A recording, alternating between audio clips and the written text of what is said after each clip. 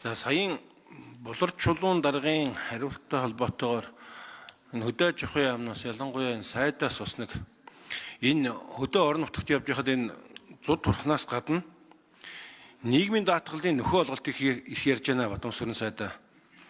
Малчид ноолуур махны үеэрээ ядаж хувааж төлдөг байж болохгүй юу? Хавртаа нэг ноолуур орлоготой болсон үедээ ноолуурынхаа мөнгөөр намартаа нэг жоохон махбарлуус үеэр нийгмийн даатгал нөхөн төлөлтийн асуудлууд уг нь энэ хууль нь 25 оны 1 сарын 1-ээс хэрэгжинэ гэсэн одоо утал холбогдох журам гарахгүй хэрэгжихгүй байна. Нөгөө талдаа нэг энэ малчтаа нэг жоохон мөнгөтэй болох үед нэг гээд хуваагаа төлдөг нөхцөл байдлыг хөдөө аж ахуй яамд хэлж уламжлаач гэснийг энэ далимд хэлье. Энэ асуултыг бол Дундгой аймгийн Эрдэнэтлээ сумын иргэн тань дамжуулсан шүү гэдгийг хэлье. Өндөр насны Тавгсран гэдэг хүн дамжуулсан. За санал хэлсэн үү? Бадамсүрэн гишүүн хариулъя.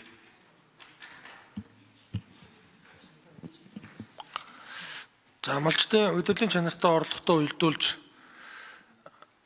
энэ төлөх асуудлыг судалж үзье гэдэг гишүүнд хэлье.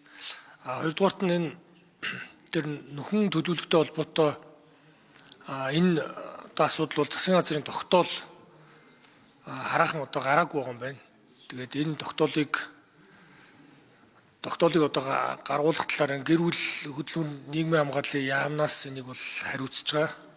Гэхдээ энэ дээр одоо хараахан гараагүй байгаа юм байна. Энийг бас одоо хүнс хөдөө аж ахуйн үйлдвэрийн сайдын хувьд бол малчтын нийгмийн асуудал, малчтын хүүхэд, тэдний гэр бүлийн асуудлаас анхаарал хандуулах одоо үүрэгтэй учраас гэр бүл одоо нийгмийн хөдөлмөр нийгмийн хамгааллын яамтай хамтарч энэ асуудал дээр бид бас ажилланаа. Тэгээд танд энэ зүйл дээр бас тодорхой хариултыг дараа нь одоо хургуулъя.